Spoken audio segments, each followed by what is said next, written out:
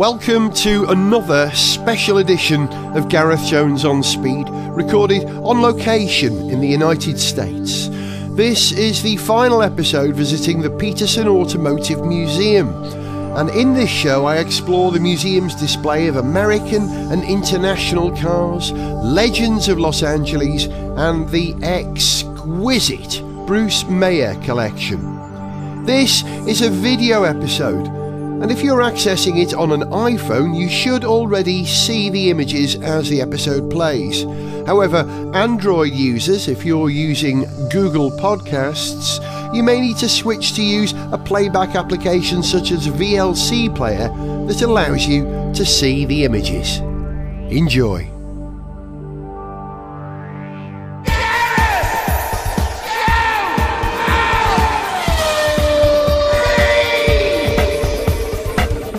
Hello there, welcome to Gareth Jones on Speed. I'm Gareth, she's Summer. Say hello, Summer. Hello, Summer.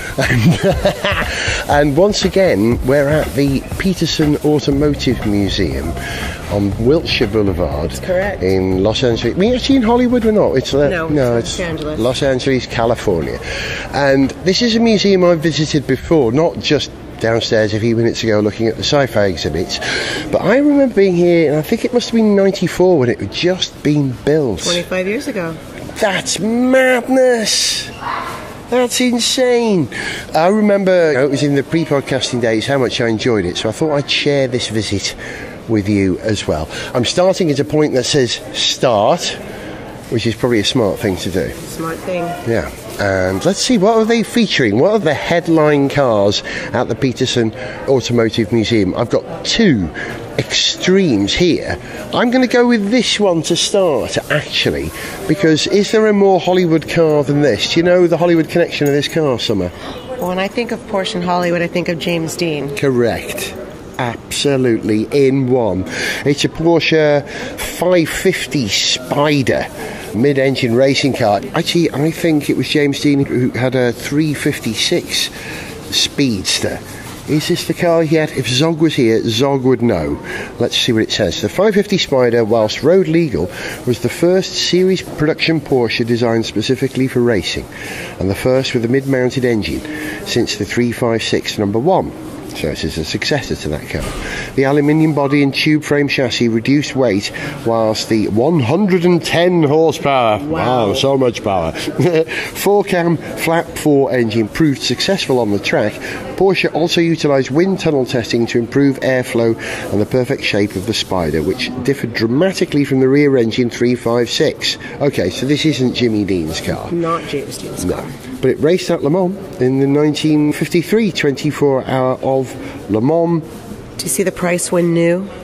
$6,800. Price now, $65,222. Should have bought one of those all those years ago. That was an investment. And there's another Porsche, a less glamorous Porsche, parked right next to it. This is either a 914 or a 917 Porsche VW. Yeah, 914-6, this one, which is the bigger engine, I think. Never the most reliable of Porsches. The most 70s of all Porsches, in my opinion. You wouldn't think that was a Porsche with all those straight edges, you know, no compound curves. Looks like a Miata. The Mazda MX-5, we would call it. It does, yeah. It's a similar sort of sports car, really, except this was mid-engine. The Miata had the engine in the nose, didn't it? Great. I love the 914. I think it was a cool, oddball Porsche, and you know me, I like the oddball cars. Right, yeah, this is almost state-of-the-art for Porsche at the moment. It's almost, not quite. A few years ago, the 2015 Porsche 918 Spider, a successor to the Carrera GT V8 petrol-electric hybrid. Incredible piece of engineering. The first car, it says here, ever to run a lap at the Nürburgring under 7 minutes. That's been smashed now by an electric car. Yeah, but isn't that lovely? Do you like a Porsche? Lovely. You see a lot of Porsches around here, don't you? I prefer the Boxster, to tell you the truth. That's the favourite of mine. Yeah. I had a Boxster on loan from Porsche for a little while a couple of years ago, and it was a revelation. I had no idea they were that good. I knew they were good. I didn't know they were that good. Right, let's have a look. What else? Oh, there's a 914 Racing Porsche here as well in bright orange. Don't know what that's all about. No information about it, but it's a proper sports car, that is. Ooh, hello. Right, I should be able to get this. I reckon this is a Bertone, this car at the front. I'm approaching it. Is it a Maserati concept by Bertone? I could be wrong. We're in the Chuck Wengler Gallery. Japanese supercars. What's this then? That's got to be a Bertone, all those straight edges. The only script on it is in Japanese. Let's have a look. Is there a clue here as to what this is? Bear with me. It's an exhibition of Japanese supercars. Okay, someone's found the information. What is it? It is a 1978 Dome Zero. Oh, yes. Now, the Dome raced at Le Mans with, I think, a version of the Dome Zero. It's a sort of a geometric version of the Lancia Stratos in many ways. Beautiful. Edgy. Who designed it for them then? Automotive tuner and racing aficionado Minoru Hayashi founded the company, but who designed the car? It doesn't say. It's got to be influenced by Bertone, all the straight edges, so there's no Bertone badge on there, so it's just the Japanese learning how to do European design of the period. Oh, woof. And parked next to it is, what do we call this? Is it the LSF, the Lexus LSF? Which was a V10 engine hybrid ultra supercar. LFA, not the LSF, the LFA, and in many ways the mother to that car that I was driving, the LC500. Quite a car, V10 engine, if I remember, if memory serves. Vicious, powerful. Nice to see it looking clinical here. So this whole area is dedicated to Japanese supercars. Is this an R30? There's a Nissan Le Mans racer here. What do we call this? R350 GT1 from 1998. After a 4-year absence, Nissan Motorsports, Nismo, returned to the 24 Hours of Le Mans in 95. Based on previous Group C race cars, its R390 GT1 debuted in 97 and also competed in 98. Its best finish was an impressive 3rd overall and represented the highest rank for the Japanese driver at the time. This R390 GTI is a one-off road-going version created to meet the homologation requirements of its class at Le Mans. I think this was actually based on a TWR chassis that started out life as a Jaguar. This car's had quite a journey. I think that's right in saying that. I think the 390 GT1 was a Tom Walkinshaw car, built in... what was the name of Tom Walkinshaw's base in Britain? Can't think right now. Can't think. This looks like a race car. Yeah, it really is. It looks like a Hot Wheel. Yeah. It's beautiful. That's exactly right. Yeah, I mean, this car would not only race at Le Mans, but very nearly won it.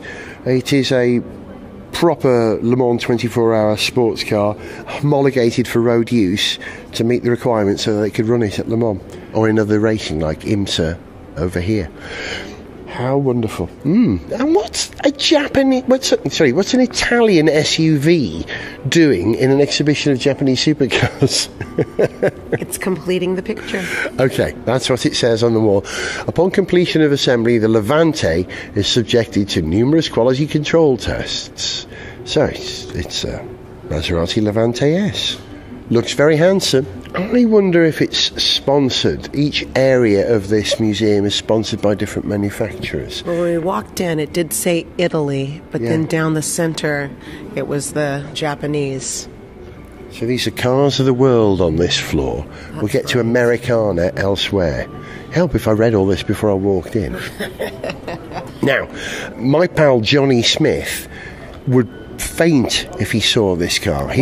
Johnny drives a Chevrolet, what's it called, Volt. He's got a very early hybrid, but this was the first EV. This is the 1996 General Motors EV1, probably the first electric car on sale in large volumes in the world. And if memory serves, You couldn't buy this car. You sort of half bought it, half leased it from General Motors. They were experimenting with electrical power for cars, pure electric car. And then, for some reason, General Motors took them back from the people that they leased them to and buried them in the desert somewhere. That's the story. Don't know what that's all about. I may have misremembered that story. But sounds like something for future alien usage. yes, they arrive on Earth. They bury their cars in the desert. We understand they worship cars. They bury them like they're dead. I wonder. Here we go. The EV1 was the first modern, mass-produced electric vehicle built by a major manufacturer. It was ultra-aerodynamic, lightweight, had an acceptable commuting range, about 80 miles or something, I think. What does it say? 100 miles. Yeah, it's pretty good. And could easily be driven by the average motorist. Consumers could only lease, not buy the cars, from select dealers in California, Arizona and Georgia. After 4 years of costly production, the EV1 was discontinued and all but 40 were dismantled and buried in the desert. So this is a very, very rare car and a pioneer. It was ahead of its time. Sometimes if you're proposing something really science fiction, you're the first to market, you pay to develop all the ideas for everybody else. This car would have cost billions to develop. And they didn't sell any, they leased a few. But paved the way for the EVs of today. Yeah. Here's another battery electric car. I've never seen this before. 1994 US Electricar GTP Coupe. Derived from the gas-powered Consul GTP supercar, the US Electricar GTP was touted when new as the only series-produced composite-bodied electric coupe on the market. Fair play. It was built by the same California firm that also converted otherwise standard cars to all-electric vehicles for fleet use to meet California emissions standards back in '94. You see, you're 5 years ahead of us at least over here, Summer. Neiman Marcus, which is, one of our very high standard department stores, offered it in their Christmas catalog. Wow, that's neat. Honey, I've marked all the things I'd like for Christmas and dog-eared the pages. I'd like a $75,000 electric car. And there's a picture of Leslie Nielsen, the star of Airplane and Police Squad movies and so many others, who I met once and shook hands with and made me laugh. And I believe he's of Welsh extraction. His family Welsh, if I remember. I think his mother was born in Wales. But a picture of him sitting in the car in an advertisement promoting the GTP Sport Coupe, whose manufacturer was known as Solar Electric Engineering, before renamed US Electricar in 1994 at the Neiman Marcus catalogue. Amazing. That is amazing. It's a funny looking thing, it really is. It's cute, it's of its age, it's just not quite right, is it? No. Not quite right. More like a Matchbox than a Hot Wheel. Yeah. Oh, they've got the running gear of the Tesla Model S here, what they call the skateboard platform. The way that electric cars has revolutionised our approach to building cars. We now build these sort of skateboard platforms where the battery pack sits as low as possible to keep the centre of gravity low, in between the front and rear wheels. What this done is given cars a much longer wheelbase. The wheels are right at the back of the car now.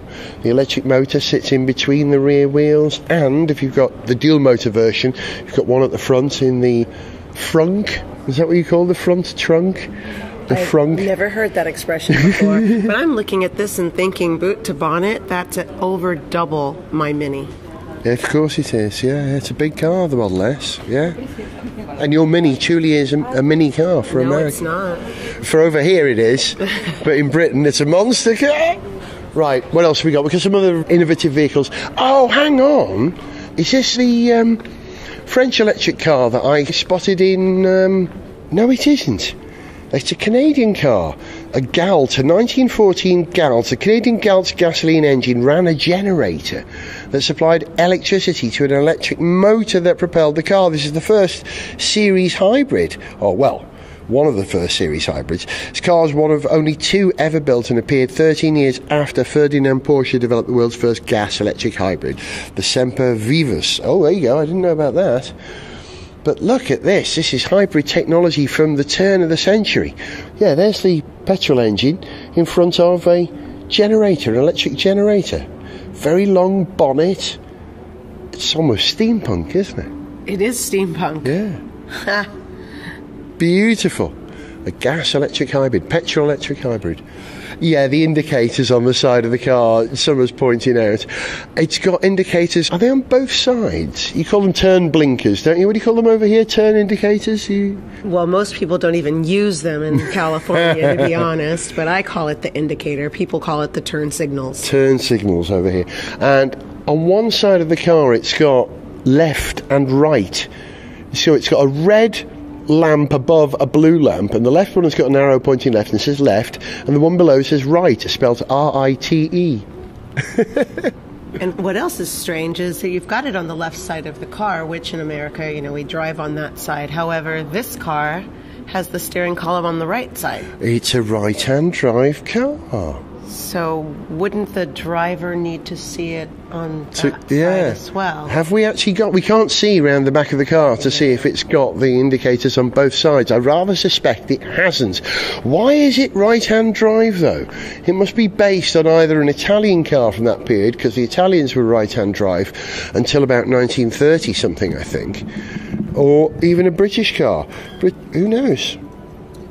There's a history of hybrid cars here, but it doesn't tell us about this right-hand drive. It's Canadian. Were they right-hand drive like we are in Britain once upon a time? Who knows? It's a mystery. It's a mystery. Find out on another podcast. Yes, we will, correct. There's a lovely 1915 Detroit electric car, again from the dawn of motoring. This is beautiful. This is a classic 3-box design. The first box is where the engine goes, and the cabin, which could be from a horse-drawn carriage, couldn't it? That's exactly what it looks like. Yeah. It looks like the horses just haven't turned up today. And the third box, which is the trunk, as you say over here, Detroit Electric. Great name for a company. I've never seen that before.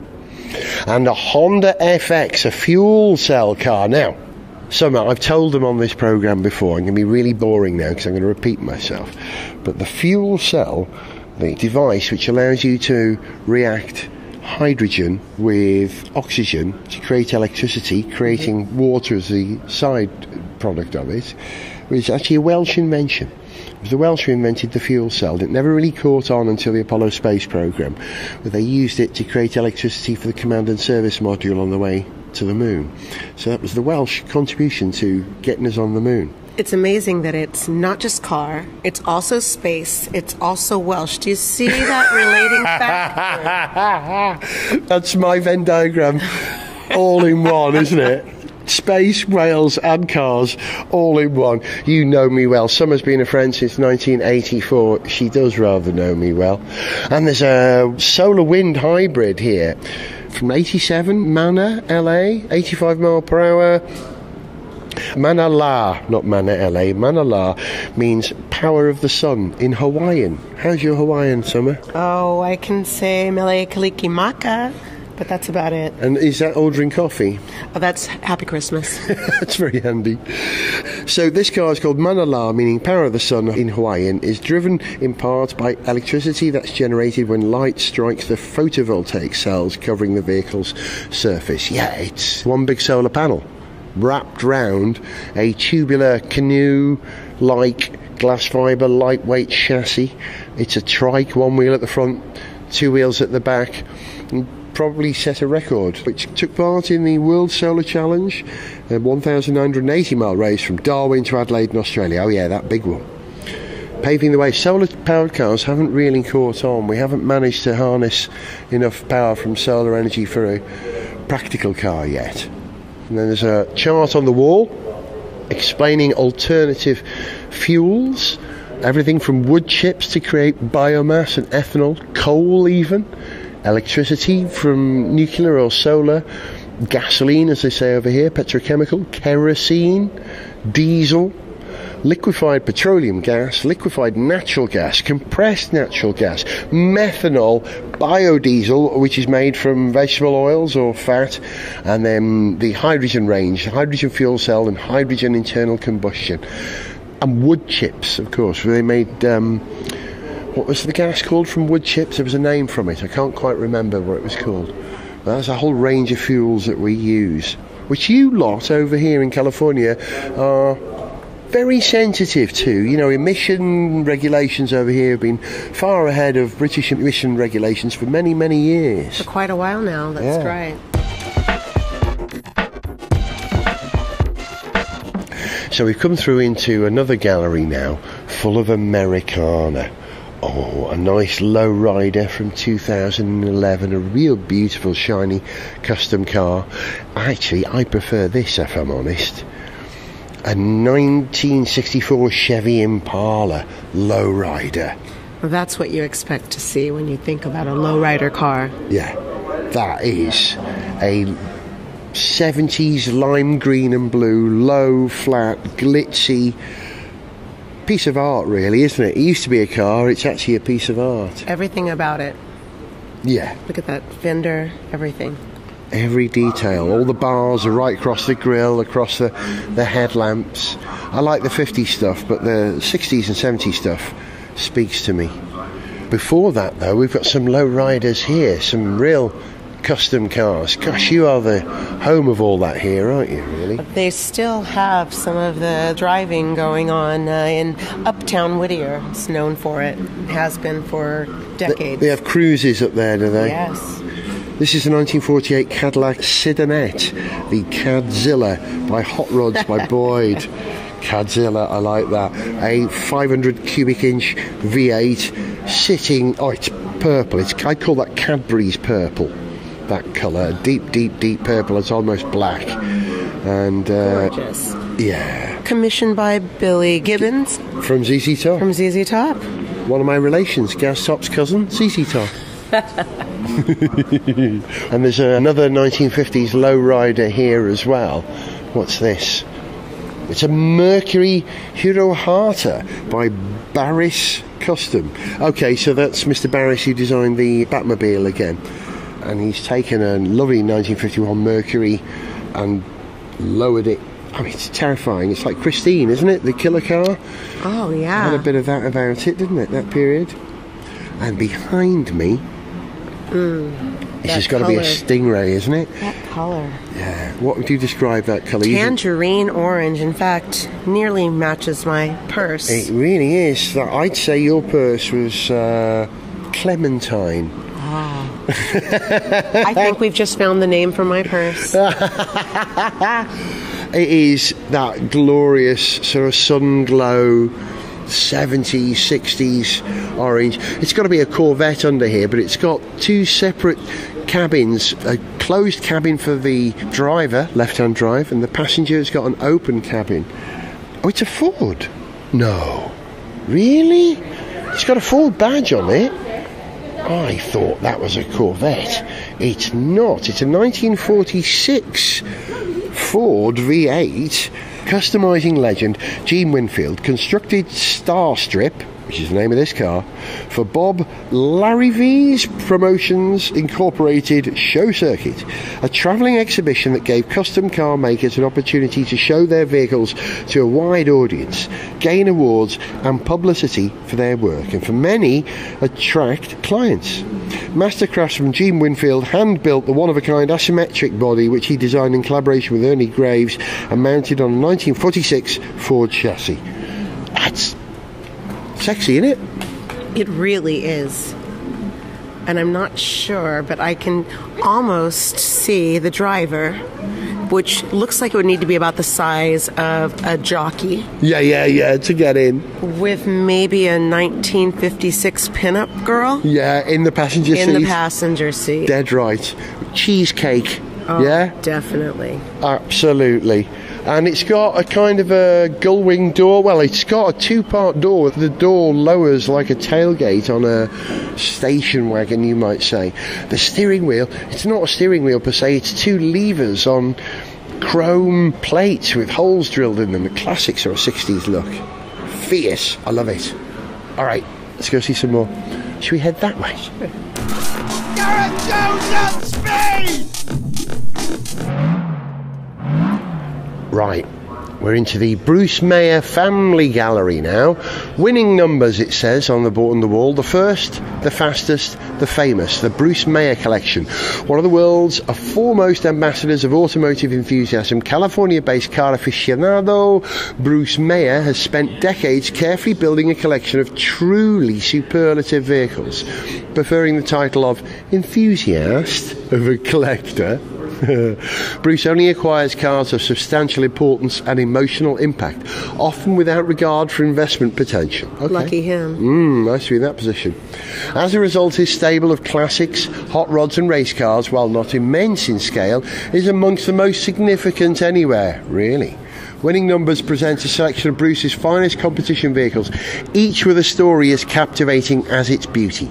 These machines are regularly driven and appear in this exhibition as a testament to Bruce's passion and ongoing desire to share with others. Okay, very florid description of what we have. We're in a room with how many cars? 1, 2, 3, 4, 5, 6, 7, 8, 9, 10, I think. We'll start with some Americana. There's a thing here called A Dream Come True, the 1929 Ford Altered Roadster. In 2012, Bruce Mayer set out to fulfill a long-held dream on the historic Bonneville Salt Flats, to drive over 200 miles per hour in an open vehicle. To reach such a high speed, Bonneville legend Mike Cook completely rebuilt the racer and tuned the engine to produce a monstrous 1,000 horsepower. As Mayer streaked down the salt flats during his final opportunity to reach his goal, he followed his never lift motto, kept his foot hard on the pedal, and ended up clocking a blistering 204 miles per hour in this custom built roadster. Imagine doing 200 miles per hour in that. It's a proper roadster, isn't it? It's beautiful. Looks like a fire engine. It is fire engine red. The and numbering. Yeah, all the design. Yeah, 747 on the side. I wonder what the significance of that number is for him then. But it is a testament to lightweight, efficient design from a 1929 chassis. Incredible. Now, Zog would like this. This is a Porsche 935. Is this the one that actually won Le Mans in 79? So let's have a look. Don and Bill Whittington, the brothers, and Klaus Ludwig. I've got a model of this car in my collection. Oh, perfect. Yeah. It's a 1979 Porsche 935 Kremer K3, the holy grail of 911s. The 935 K3, it says here, was a racing variant of the 911 Turbo designed for the highly competitive FIA Group 5 production-based class. Battling against pure prototypes of factory team racers, this Kremer-prepared 935 captured a spectacular and surprising win when it was driven to overall victory in 79 at the 24 Hours of Le Mans. It became the only 911-based Porsche to win overall at Le Mans and is one of just 2 production-based cars to win overall in post-war years. And do you know what the other one is? It's the McLaren F1. Very rare car. This is the actual car in Bruce Mayer's collection. I'm going to have my photo taken with this baby. Zogged like this. There. Picture grabbed. Okay, let's keep going round. There's a dragster here. A short, not a rail. They call the very, very long dragsters, top field dragsters, rails. This is a short chassis one. It's a 62 Greer Black Prudhomme. A Greer Black Prudhomme top field dragster. State of the art for its day, the Greer Black Prudhomme from 1962 was one of the most beautiful ever built and also the most successful. Tuned by Keith Black and driven by Don the Snake Prudhomme. The Snake. It immediately dominated the drag racing circuit and consistently ran the quarter mile in under 8 seconds at speeds in excess of 190 miles per hour. With an unparalleled record of 237 wins and only 4 losses, the top field racer was acquired by Bruce Mayer as the ultimate example of a pioneering era dragster. I wouldn't disagree with that at all. That's a fast car. Now, the next car, I think they call this thing a tank. They run on the salt beds, and it was made from the fuel tank of an aircraft, if I remember, converted. There we go. The most famous belly tank, the 52 SoCal Speed Shop Special Belly Tank Racer. American ingenuity at its best. The idea of converting a surplus fuel tank from a P-38 Lightning fighter into a race car was originated by returning World War II servicemen. The SoCal, Southern California Special, created by the founder of the original SoCal Speed Shop, Alex Zydas. Is that how you say his name? Or Zydias. Zydias, okay, yes. Oh, telephone call from Miss Etta. It's the most famous of the belly tanks built. It began toppling records as soon as it hit the salt flats and dry lakes. But its most memorable performance came in '52 at Bonneville when the car shattered 5 class records using 3 different Ford flathead engines. Oh really? They changed the engine. Nice soundtrack, by the way. I like this. That's a pure aerodynamic design. It's like a pointy bullet, isn't it? It's like beautiful. Like a porpoise. Now, there's a Corvette here, but why is this Corvette here? This is a very famous one. Beautiful. It was the first Corvette to race at Le Mans. Thank you for bringing Corvette to Le Mans, because they race even today at Le Mans, Corvette, and they bring a soundtrack to that race that no other car provides. But they don't look like this. They don't look like this at Le Mans these days, no. They look like modern race cars, and the next one is going to be a mid-engine car.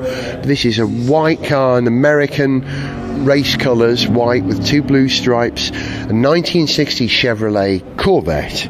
Briggs Cunningham returned to Le Mans. He'd been there before with his own cars, but then turned up in '60 with 3 fuel-injected Corvettes. Fuel injection in 1960, and the goal of outright victory. Though there was no official support by the factory because of the manufacturer's racing ban, Chevrolet engineer Zora Arkus Dutov covertly provided assistance to the American team in order to prepare the cars for the historic event. The team finished a remarkable 1st in class and 8th overall. Quite an achievement in that race. The hottest, greatest race in the world. Exciting. Is this a Ferrari? What's this? It is a Ferrari. Oh, another Le Mans race, another IMSA racer. This is, as Americans put it, we don't say this in British English, but it is the winningest Ferrari ever. The Ferrari that's won most, really. A 1957 Ferrari Testarossa 65/250. One of the most successful privately campaigned Ferraris ever raced. This Testarossa is one of only 2 ever built by the factory, with a Tipo 625 Grand Prix racing engine. John von Neumann and Richie Ginther piloted the Ferrari to an incredible 11 wins during the 1957 season, and Ken Miles later drove it to victory at Santa Barbara in '62, not that far from here.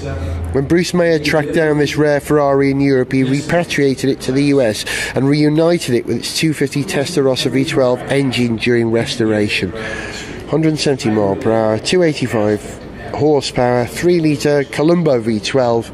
That's a racing Ferrari. Again, I know what you're going to say. You're going to look at it and go, it's beautiful. It is beautiful. It is, isn't it?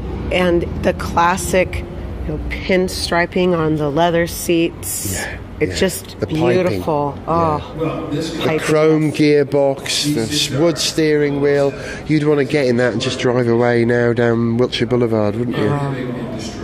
It'd look like $1 trillion. PCH. PCH? PCH car. What's PCH? Pacific Coast Highway. Oh, of course it is. Yes, sorry, yes. Yeah, you'd want to go down that big road on that, wouldn't you? There's a Cobra here. Now, why is this Cobra here? This AC Cobra, a British car with an American engine. That'd suit both you and me, Summer, wouldn't it? This is the first production Shelby Cobra from 1962. This is it, the actual first. Wow. Wow. They weren't kidding. All that blurb about this collection, they actually weren't kidding. When Carroll Shelby dropped an American V8 engine into a lightweight British roadster, he created one of the most important American sports cars in motorsport history. This Cobra, chassis #CSX 2001, is the first production car built and the first to enter competition. It's black. It's got a number 1 on the side. It's resulted in continual modifications and upgrades to keep up with Shelby factory team cars. After a successful racing career in Europe, it was acquired by Bruce Mayer, who maintains the car in running condition and frequently drives it to shows and on rallies. I love Bruce Mayer. I know. I just want to thank him. Yes, he's compiled all these cars into a remarkable collection. Okay, there's 2 more cars we should mention here, perhaps 3. The world's fastest coupe, a 1934 Ford Petersen Brothers coupe. Petersen Brothers coupe drew the attention of the hot rodding world as soon as it began competing. It stood out amongst the field of hot rods not only for its professionally painted livery, but because it was a coupe beating the roadsters. After a year of record-setting runs by this car, the SCTA finally opened a class for coupes and sedans. An innovative first, the car's distinct profile was created by chopping the top and laying back the windshield to meet the windshield's height regulation and minimise wind resistance. It's a chop top, the slimmest of chop tops. That side window, it's like looking through a pair of snow glasses. It's only a couple of inches tall. Plexiglass, lightweight. How do you get in? Well, they're called suicide doors. These are reverse doors, so they hinge at the rear of the door. You open it and you have to duck down to squeeze in, then someone else has to close the door for you. You couldn't possibly do it yourself. Amazing. Oh, there's another Ferrari here. Let me get the spec of this one right. This might be one of the most important Ferraris you would ever hope to see. It's a 250 GT SWB SEFAC from 1961. Intent on winning the Constructors' Championship for the GT class, Ferrari hot-rodded 5 250 GT short wheelbase SWBs. They did this specifically for the 61 24-hour Le Mans. This chassis 2689 is one of those factory-built racers, equipped with an ultra-lightweight chassis, light-gauge alloy body, higher output engine. After handing the manufacturer a significant class win at Le Mans, this SWB continued to dominate the track, earning enough winning points to help bring the coveted championship home to Ferrari. First in class, 1961 24 hours of Le Mans. Gods. These cars are gods. There's no other way about it. And there's a Le Mans Ferrari I think we have to mention as the last car in this room. It sits resplendent in the middle of the room.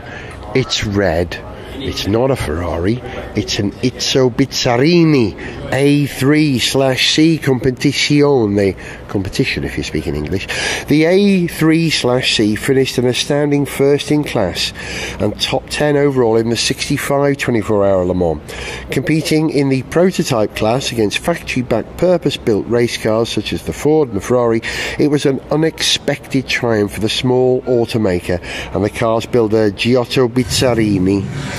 While the A3/C was retired at the end of 65 racing season, it continued to be driven by subsequent owners, including Bruce Mayer. We love Bruce Mayer, who believes cars are meant to be driven and takes it to local shows. I bet everyone did the same thing as me, thought it was an obscure Ferrari when you see it. It looks like that, definitely. Yeah. Bizzarini. Izzo. Now, did Izzo, who designed the... a friend of mine, Rob, has got a collection of Izzo road cars. Is it the Griffo he's got? And what was the other one? The Quattroporte. It says Griffo on the front. Bizzarini, Griffo, Livorno. Yeah, Livorno. I don't know. But exercise in motor racing engineering of the 1960s, you know. Rivets, roundels, sense it being lightweight. I want to kiss it. Go right ahead. I think I'd get thrown out if I did. Some cars I want to kiss. Now, we may have seen all the cars. There is a collection of motorbikes here. But I'm wondering, there is another floor. Legends of Los Angeles. Oh, my Lord. How long is this programme going to be? We'll bypass the bikes, because I'm no expert in bikes, I'm ashamed to say. But let's go and have a look at the legends of Los Angeles for the final part of this program, because we're in Los Angeles. Let's talk local. Let's see. Southern California race cars and their builders. Southern California may not be rich in the natural resources traditionally needed to support industrial growth, but its lack of coal, iron, timber and fresh water is more than compensated for by the collective ambition, creativity and resourcefulness of its population. And I'm talking about you now, Summer. Oh, thank you. Adapting their progressive spirit to rethink the very nature of the automobiles that define Southern California, local innovators developed especially ingenious competition machines. Whether built from scratch or derived from existing automobiles, such vehicles did not require abundant raw materials or a vast manufacturing infrastructure. All that was needed was a drafting paper, common shop tools and a ready supply of tinkerers with time, talent and creativity. Well, let's go and see. Oh man. Okay, it's a display. I'll paint the picture for you. In the middle of the room there's a rail, a top fuel dragster, you know, with that extended chassis, tiny wire pram wheels on the front, big fat slicks on the rear, and a Ford 427 cubic inch V8, probably supercharged and nitrous charged as well, sitting just ahead of the driver. When these things blow, you don't want to be sitting behind them, do you? Oh no. It's a 1967 Shelby Super Snake, piloted by Don the Snake Prudhomme again. Remember him? I mean, the archetypal dragster. And all chrome. You always add glitz, you Californians. You can't stop yourself, can you? We can't stop ourselves. The sun's shining off of it. It's just blindingly beautiful. Yeah. And around this car is a display of a variety of... I'm going to go from the smallest car around there, I think the oldest car, and then come round. What do they call these? Juniors? What would they call these little racers? Forgive me for not knowing. There's a 1947 Curtis Craft leader car, a little mini race car that raced in, is it the Midget series? I think that's what they possibly called it. Midget, yes. Yeah, I'm no expert. Cute, chrome, polished. Next to it, a 1924 Miller, and you can see the lineage of how we went from these upright cars of the 1920s and the 30s to more rounded, more solid, lighter, faster, quicker things. You can see the progression. There's another tank car here, a 1948 King & Hansen tank car. Is this another P-38 fighter fuel tank that's been reworked into a car for maximum aerodynamics to run on salt flats? It is, from a P-38E. Amazing. A Watson Debbie Shop. How special? How?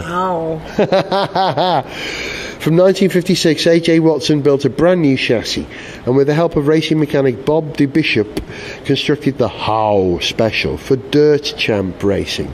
Car's name derived from the last names of the owners, Marty Hullman, Judge George Ober and Roger Walcott, H-O-W, How, who all hailed from Indiana, but turned to the Southern Californian-based Watson to prepare their new race car.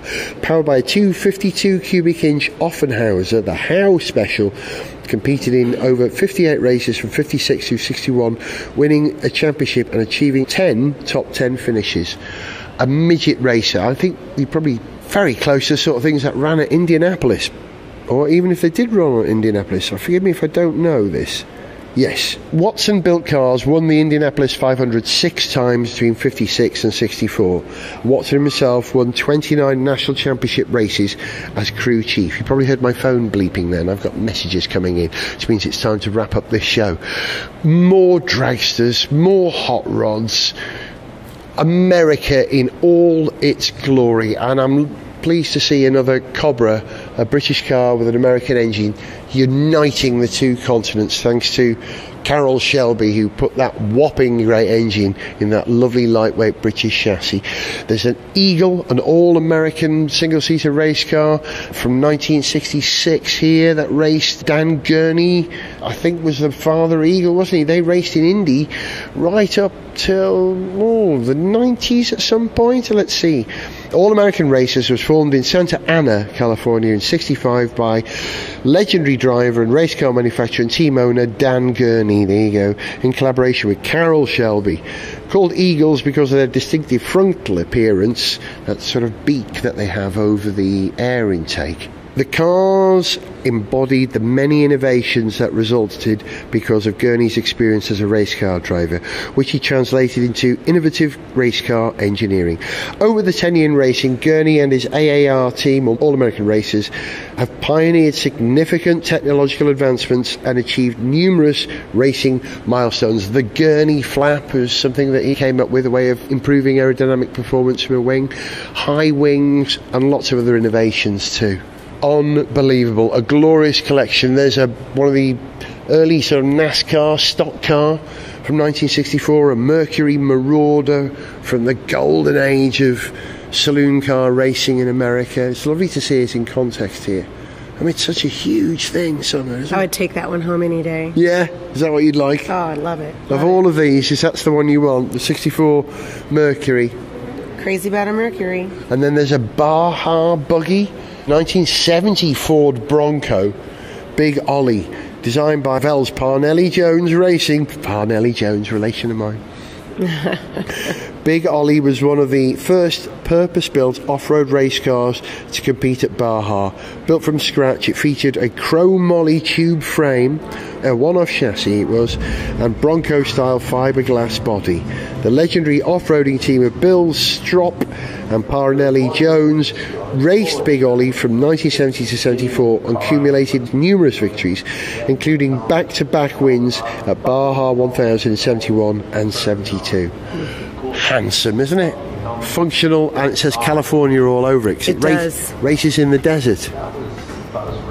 What fun that was. I'm sure there are other parts of this museum I have to visit. There's other floors, but for now I'm going to stop it here. I hope you've enjoyed our visit to the Petersen Automotive Museum in Los Angeles, California. You've been listening to Summer. Say bye-bye, Summer. Bye-bye, Summer. And it's goodbye from me, Gareth.